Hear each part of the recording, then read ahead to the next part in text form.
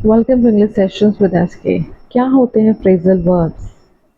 जब भी हम वर्ब के साथ प्रपोजिशंस को जोड़ देते हैं तो वो फ्रेजल वर्ब कहलाता है।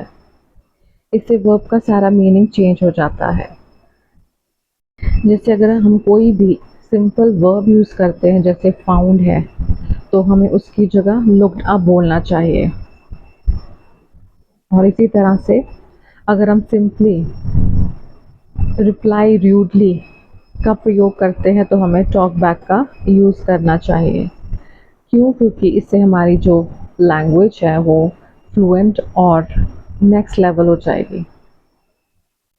क्योंकि जब भी हम ज़्यादातर बोलते हैं तो सिंपल वर्ब से ईट, गो, टेक वगैरह का यूज़ करते हैं, लेकिन रियल लाइफ में जो फ्लुएंट इंग्लिश बोलने वाला व्यक्ति है वो मोस्टली फ्रेजल वर्ब्स का यूज़ करता है। तो आज हम ऐसे 8 मोस्ट कॉमन फ्रेजल वर्ब सीखेंगे जो हम डेली लाइफ में यूज़ कर सकते हैं। पहला है टॉक बैक। इसका मतलब है उल्टा जवाब, जैसे बच्चे कई बार अपने पेरेंट्स या टीचर्स को देते हैं, तो उसमें हम इसको यूज़ करते हैं। टॉक बैक मतलब उल्टा जवाब देना। तो हम बोल सकते हैं, do not talk back to your parents और योर टीचर्स।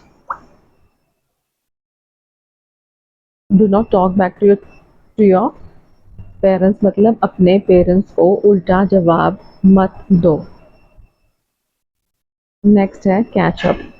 कैचअप का 2 मीनिंग हो सकते हैं, जैसे किसी से अगर हम वादा करते हैं कि हम शाम को मिलेंगे चाय पे, या किसी की बराबरी करना, तो हम बोलेंगे कैचअप का, like catch up later in the evening, इस तरीके से। So let's catch up later in the evening मतलब आज शाम को हम मिलते हैं। Let's catch up later in the evening. हमारा नेक्स्ट है फ्रेजल वर्ब है पुट ऑफ। पुट ऑफ मतलब किसी भी काम को टाल देना या स्थगित कर देना। जैसे हमने कोई मीटिंग रखी है तो उसे हम टाल दें, तो हम उसको बोलेंगे पुट ऑफ।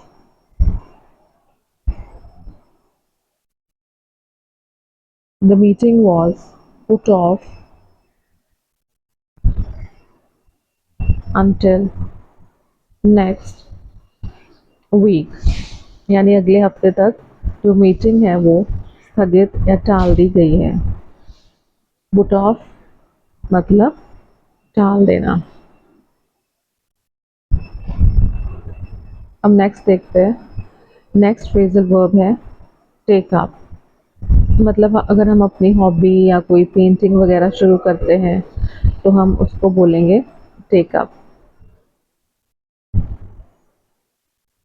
हमारा फ्री टाइम है हमारे पास, तो हम कोई चीज़ को, किसी हॉबी को, शौक को शुरू कर लेते हैं, तो हम बोलेंगे she has taken up painting in a free time. Free time मतलब हमारा कोई फालतू, हमारे पास फ्री टाइम बच जाता है तो हम उसमें कोई हॉबी वगैरह टेकअप कर लेते हैं।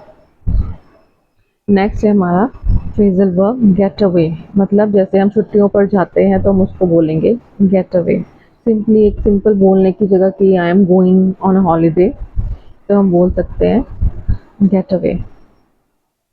आई usually get away to Goa. Get away to Goa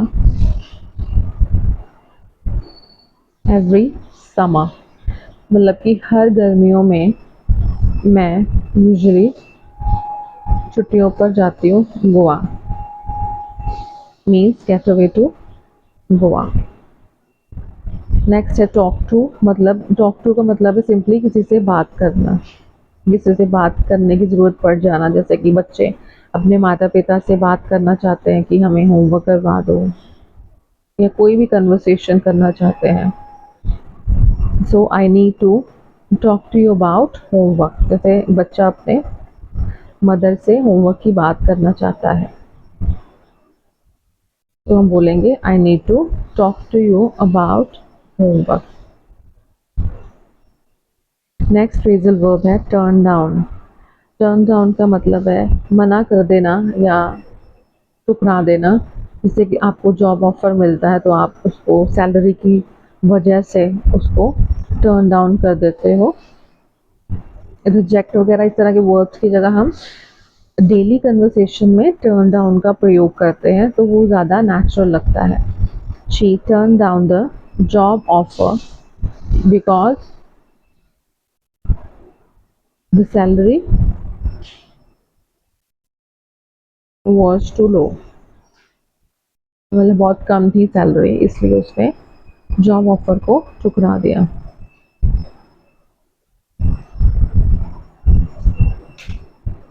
then next है लुकअप। लुकअप का मतलब है ढूंढना या खोज करना। जैसे हम किसी भी डिफ़िकल्ट वर्ड का मीनिंग डिक्शनरी में ढूंढते हैं तो हम उसको फाइंड की जगह नेचुरली बोलना हो तो लुकअप बोलेंगे। तो you can look up the word in the dictionary. You can look up the word in the dictionary मतलब आप डिक्शनरी में उस वर्ड का मीनिंग ढूंढ सकते हो। तो हमारे दो सेंटेंसेस हैं जिसमें कार में बैठना और बस में चढ़ना की बात हो रही है, तो हम इसको सिट की जगह हम कौन से फ्रेजल वर्ब यूज़ करें कि ये बिल्कुल नेचुरल इंग्लिश लगेगी। सो हम यूज़ कर सकते हैं gotten. He got in the car. और चढ़ना को हम बोल सकते हैं he got on the bus. अब ये इन और ऑन का फ़र्क इसलिए है क्योंकि जो ऑन है वो हम पब्लिक ट्रांसपोर्ट और बड़े व्हीकल्स के लिए यूज़ करते हैं, और गॉट इन जो है वो प्राइवेट और स्मॉल व्हीकल जैसे कि कार वगैरह के लिए यूज़ होता है। सो ये डिफरेंस है इनमें। हम he got in the car और he got on the bus अलग अलग लिख सकते हैं जिससे हमारा मीनिंग क्लियर हो जाएगा। नेक्स्ट है मैं अपना बस्ता उठाता हूँ। अब उठाता हूँ को हम जैसे लिफ्ट बोलते हैं, नॉर्मली हम यही ट्रांसलेट करते हैं ना इसको कि लिफ्ट है ये। लेकिन अगर हम फ्रेजल वर्ब्स के रूप में देखें, नेचुरल इंग्लिश जो बोलने वाले लोग हैं वो क्या यूज़ करते हैं, पिकअप, क्योंकि ये ज़्यादा नेचुरल लगता है लिफ्ट की जगह। आई पिकअप माई बैग। लिफ्ट की जगह अगर हम पिकअप यूज़ करेंगे तो वो हमारी इंग्लिश फ्लुएंट लगेगी और नेचुरल लगेगी। नेक्स्ट कृपया पंखा चालू करो। अब चालू करो का हम स्टार्ट जैसे नॉर्मली बोल देते हैं ट्रांसलेशन में स्टार्ट करो, लेकिन जो नेटिव स्पीकर्स होते हैं वो स्टार्ट की जगह बोलते हैं turn on. So please turn on the fan. Please turn on the fan.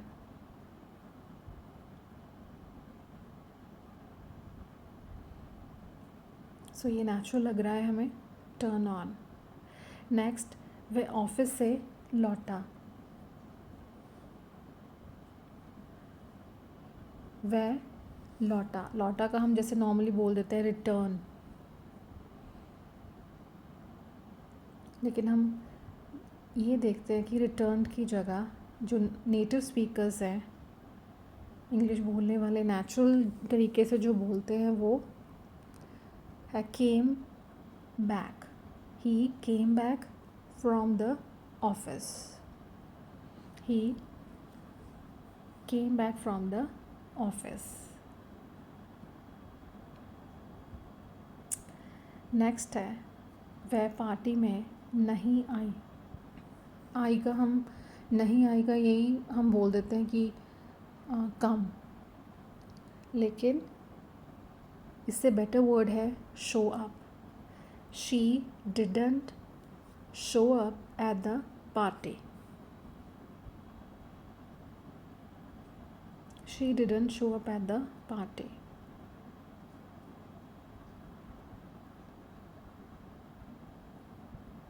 सो हमारा सेंटेंस नेचुरल लग रहा है इससे। उसने फ़ोन काट दिया।